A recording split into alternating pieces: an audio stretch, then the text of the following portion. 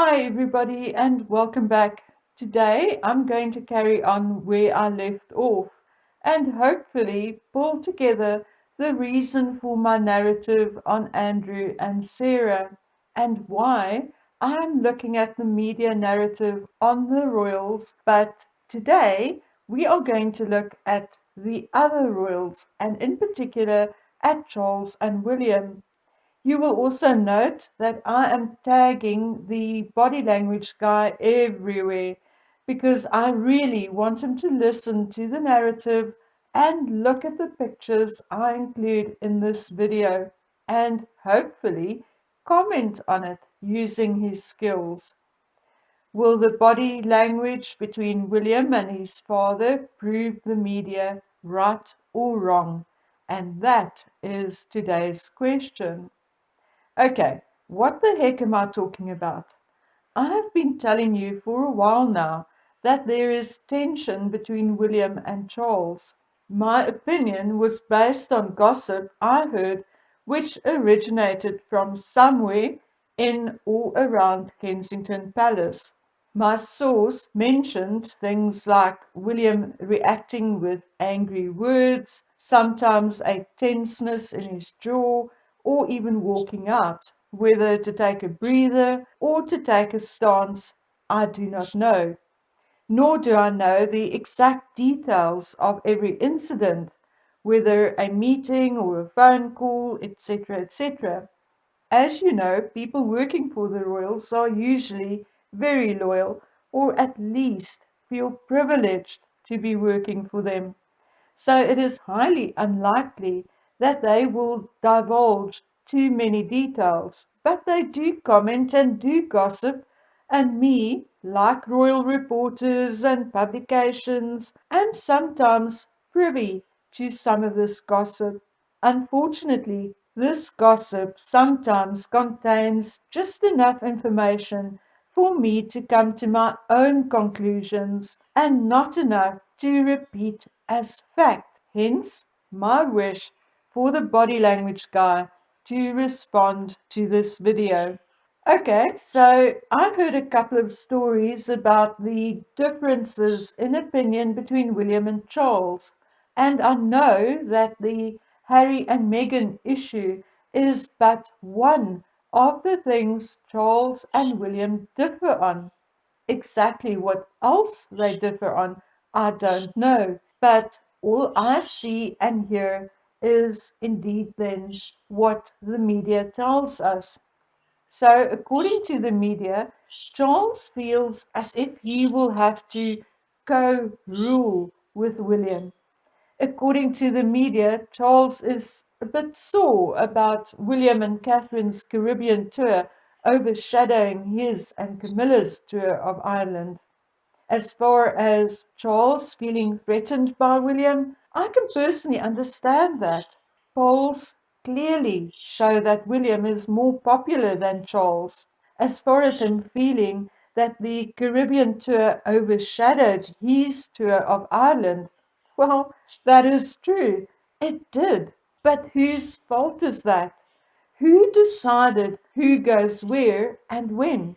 The royals, including more minor royals on occasion, usually have their diaries checked, and very seldom will any of them book a major event or a controversial one for that matter to coincide with a major or important event attended by another royal, particularly when it comes to the first three in line to the throne, the Queen, Charles, and William. So, who is responsible for this particular clash in Charles and William's diaries? How did it happen? Now, people are saying that Charles goes to Ireland this time of year anyway. No, that is a ridiculous excuse. He could have left a few days later or a week earlier, blah, blah, blah.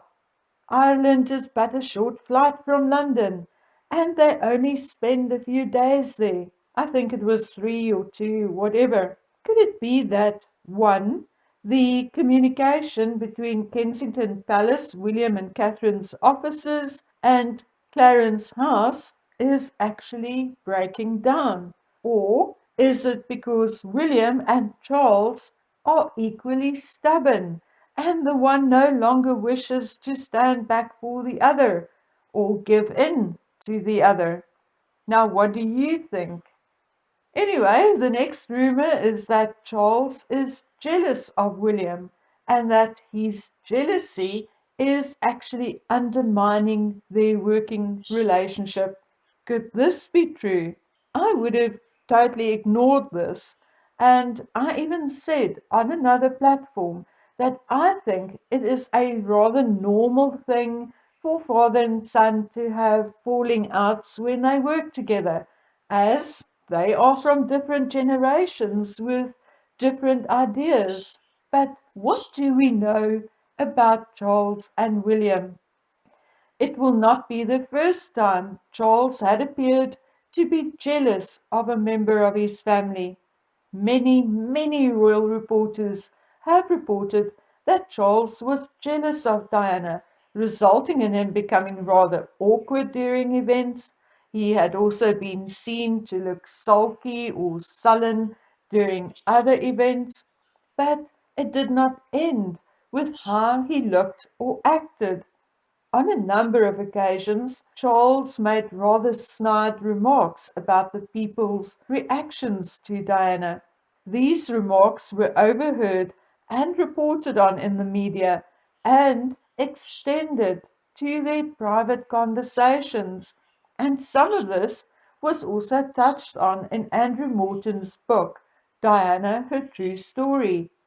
At one point, Charles even said in a speech that it would have been easier had he had two wives, one for each side of the street.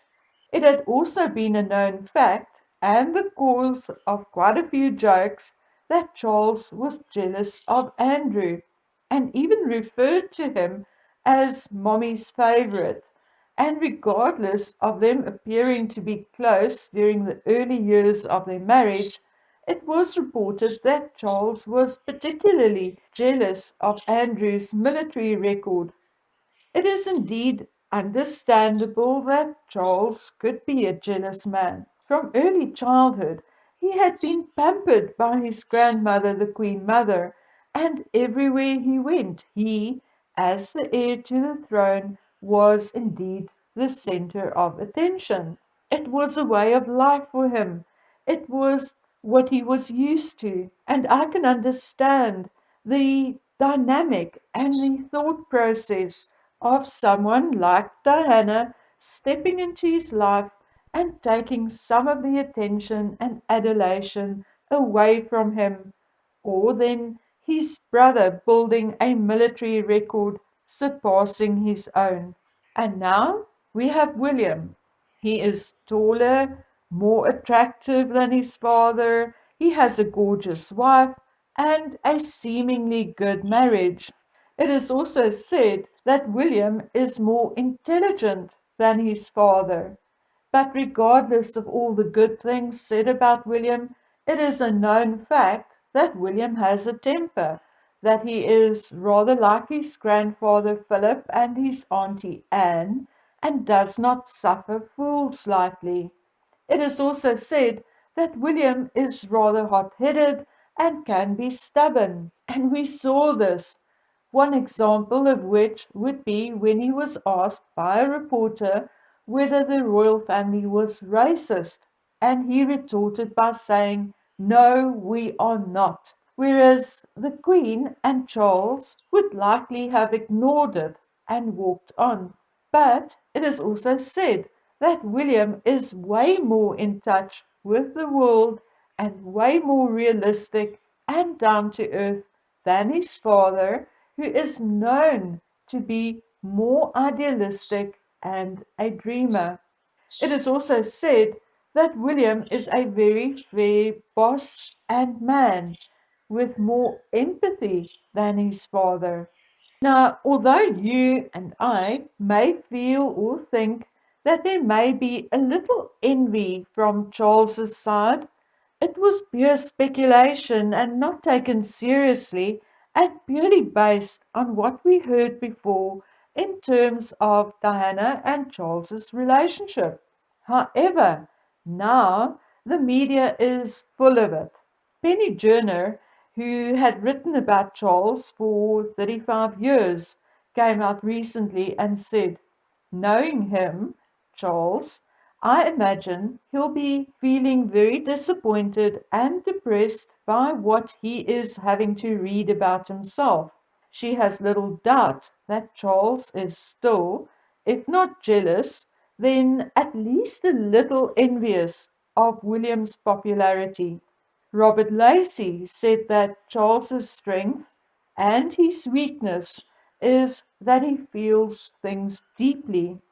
More and more journalists, PR, and image consultants are noticing a change in the Cambridge's behavior, image, and actions.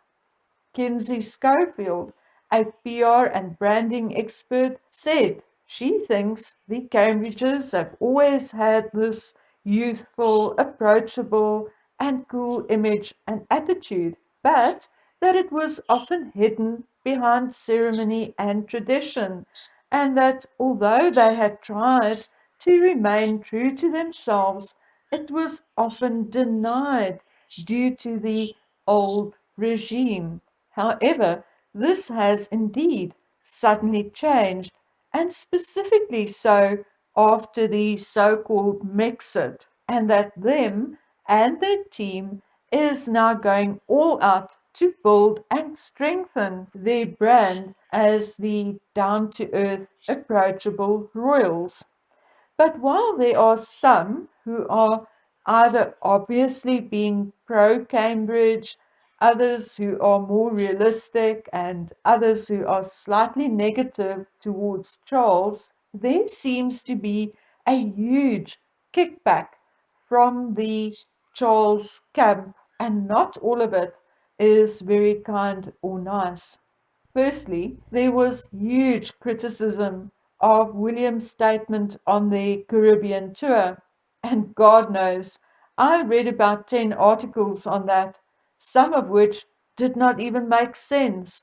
And I studied William's statement, and for the life of me, I could not spot the mistake.